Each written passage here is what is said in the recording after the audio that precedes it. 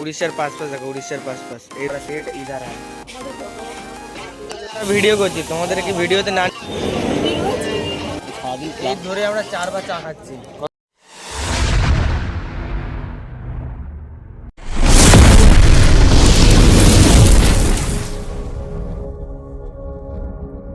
Hey guys, welcome back to our new another blog video. তো তোমরা কেমন আছো? আশা করি সকলেই খুব ভালো আছো। আজকের ব্লগের থাম্বনেল এবং ইন্ট্রো দেখে তোমরা বুঝতেই পেরেছো ব্লগটা কিসের উপর হতে। তো আর কথা না বাড়িয়ে চলো স্টার্ট করা যাক। তো আমরা অনেক সকালে উঠে চলে এসেছিলাম হাবড়াতে আসার পর এখানে একটু চা খেয়ে নিচ্ছিলাম। তো দাদা কি বলছে তোমরা একটু শুনে নাও। এটি তো লাগারই কথা, কেননা সকাল থেকে দুবার ইয়ে করে এসেছি, পেটে মানে সমস্যা চলছে। এখন খেতে এসেছি আমরা চা, ওই চা এখন বাঙালি ভাষায় চা। 3টে চায়ের দাম নিয়েছে, দেখে বোঝা যাচ্ছে শালা বসে ছেলে। 3টে চায়ের দাম কত নিয়ে যায়? 100 টাকা। স্টেশনের বাইরে থেকে চা খেয়ে আসার পর আমরা চলে এসেছিলাম স্টেশনের ভিতরে, এবং এখানে এসে দেখি স্বর্ণপদারা চলে এসেছে এবং আমাদের পুরো টিমটা চলে এসেছিল। তো আমরা যে ট্রেনে যাবো সেই ট্রেনের জন্য একটু অপেক্ষা করছিলাম। সবাই বসে আছে এখানে, একটু হাই করে দাও। অনেকক্ষণ গল্প করার পর দেখলাম আমাদের ট্রেনটাও ঢুকে গেছে এবং ট্রেনটার হাল দেখে তো আই এম তো অবাক। যাই হোক, এই ট্রেনেই আমাদেরকে যেতে হবে। তো আমি ফাইনালি উঠে গেছিলাম, আয়নাতে একটু নিজের মুখটা দেখে নিচ্ছিলাম। তো এখানেই আমাদের সিট পড়েছিল সামনাসামনি। সিট খুঁজতে গিয়ে যে এতটা প্রবলেম হবে, তো দেখো সিট খুঁজতে গিয়ে কী অবস্থা হয়েছিল। এখানে 1 2 3 লেখা আছে। আপনার সিট কত ছিল? 3। তারপর এখানে খুঁজছি, এসে দেখি লেখা আছে 10 11 12। এই যে এত বড় লেখাটা এই ব্যাটা ছেলেটা খুঁজে পায়নি। ব্যাপারটা হচ্ছে যে ওর সিট এবং আমার সিট পাশাপাশি পড়েছিল এবং দাদার সিট আমাদের সাইডেই পড়েছিল। তারপর আমাদের ওখান থেকে আমাদের ট্রেনটা ছেড়ে দিল এবং পাশে ছিল বন্দে ভারত এক্সপ্রেস। পাশ থেকে আমাদের ট্রেনটা ছেড়ে দিল, আমাদের এখান থেকে যাত্রাপথটি শুরু হলো। অনেকগুলো স্টেশন পেরিয়ে যাওয়ার পর চলে এসেছিলাম আমরা একটা স্টেশনে। স্টেশনটির নাম তোমরা দেখতেই পাবে। তো খুব সুন্দর করে লেখা আছে দেখো, আই লাভ খড়গপুর। তো একটু খিদেও তো পেয়েছিল, সেই জন্য আমরা একটু ছোট্ট করে খেয়ে নিলাম।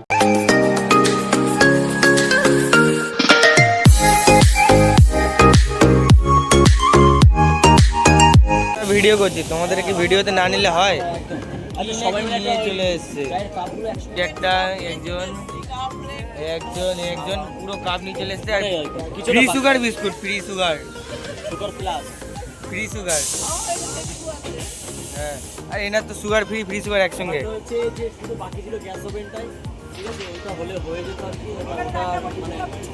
বাকি ছিল হ্যাঁ। চাটা কেমন লাগছে? নিউ স্টাইলের চা এবারে বাঙালি ইংলিশ বোঝে না, বলছি বাঙালি ইংলিশ বোঝে না, বোঝে?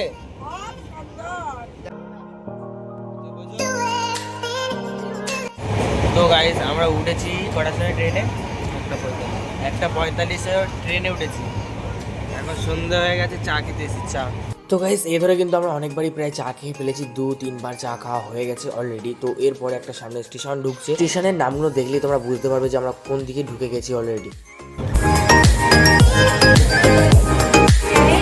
তো গাইস ওই যে তোমরা দেখতেই পাচ্ছ এখানে বোর্ডটা লেখা আছে, পুরোটা তেলেগু, হিন্দি এবং ইংলিশে লেখা ছিল। তোমরা যদি কেউ স্টেশনটির নাম জেনে থাকো তাহলে একটু কমেন্টে জানাও। তো আমরা তিনজন আমাদের নিজেদের মুখটাই দেখছিলাম কিরকম অবস্থায় ছিল। একটানা বসে থাকার পর আর ভালো লাগছিল না, তাই পুরো ট্রেনটা একটু পাইচারি করে দেখে নিচ্ছিলাম।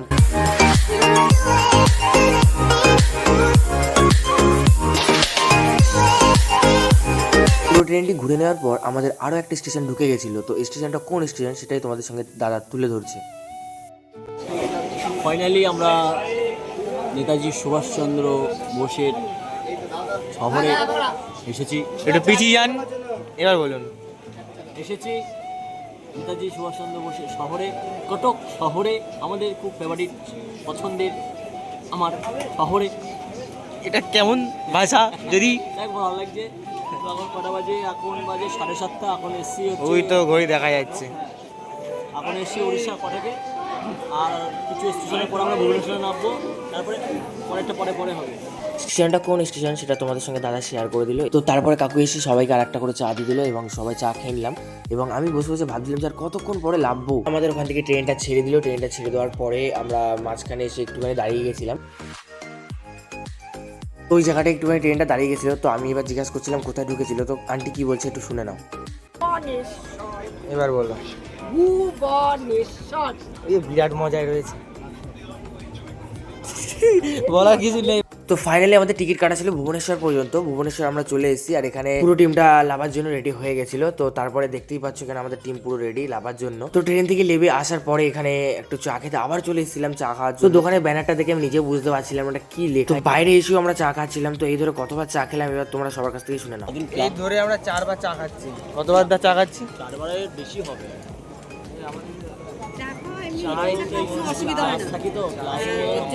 আমরা কবার চা খেয়েছি, তুমি কবার চা খেয়েছো? আমরা কিন্তু 4বার চা খেয়েছি, ঠিক আছে? এখনো চাই খাচ্ছি। চলছে চাই জীবন, চাই মন। বলছি আমি চাবো না, আপনি চান? চাই একটা অনুভূতি। এটা হলো, এটা জায়গাটার নাম কি? উড়িষ্যা। উড়িষ্যার পাশ দেখো, উড়িষ্যার পাশ এইরকম। আর আমাদের পশ্চিমবঙ্গের পাশ এত দাঁত কেলাচ্ছে কেন? কালারটাই জাস্ট আলাদা। তো অনেকটা আড্ডি আর কি খাওয়া দাওয়া করার পরে আমাদের সেকেন্ড ট্রেন ঢুকে গেছিল ভুবনেশ্বরে। এখান থেকে এই ট্রেনটি ধরে আমরা এবার যাব বিজয়নগর স্টেশনে। তো ট্রেনটা দেখো অনেকটা স্লো ঢুকছে। তো এখান থেকে আমরা ট্রেনে উঠবো এবার।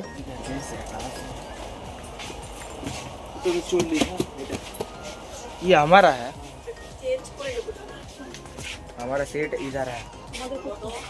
তো আমার সিটটা একটু অনেকটা দূরে পড়ে গেছিল এবং এনাদের সিটটা পুরোটাই এক জায়গায়। তারপরে দেখছিল ফ্রাইড রাইসগুলো কেমন আছে। তো ফ্রাইড রাইসটা ভালো ছিল না। তো খাওয়ার আগে দাদার মুখের অবস্থা এরকম।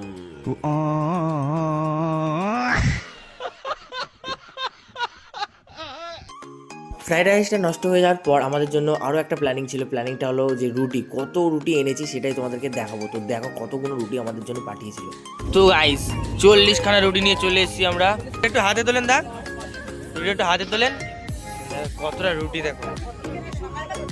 তো সায়নের দিদার সায়নকে রাত্রিবেলা 40খানা প্রায় রুটি করে দিয়েছিল। সায়ন বলছিল যে এত রুটি কি হবে, আর রুটি আলু ভাজা মাংস অনেক কিছু করে দিয়েছে। তো এবার এখান থেকে আমরা খাবো, আমি দাদা আর সায়ন মিলে। দিদার মতন ঘুমিয়ে পড়েছিল এবং আমিও চলে গেছিলাম আমার সিটে। তো দেখতেই পাচ্ছি এই আমার সিট। ট্রেনে সবাই শুয়ে পড়েছিল এবং আমি একাই জেগেছিলাম। তো এটাই ছিল আজকের পার্ট 1-এর ভিডিও। তো পুরো ভিডিওটা ভালো লেগে থাকলে লাইক কমেন্ট শেয়ার করতে ভুলবে না এবং পার্ট 2-এ আরো ধামাকাদার ভিডিও আসতে চলেছে। আজকের মতন ভিডিওটা এখানেই শেষ করছি। সবাইকে tata, bye bye, good night.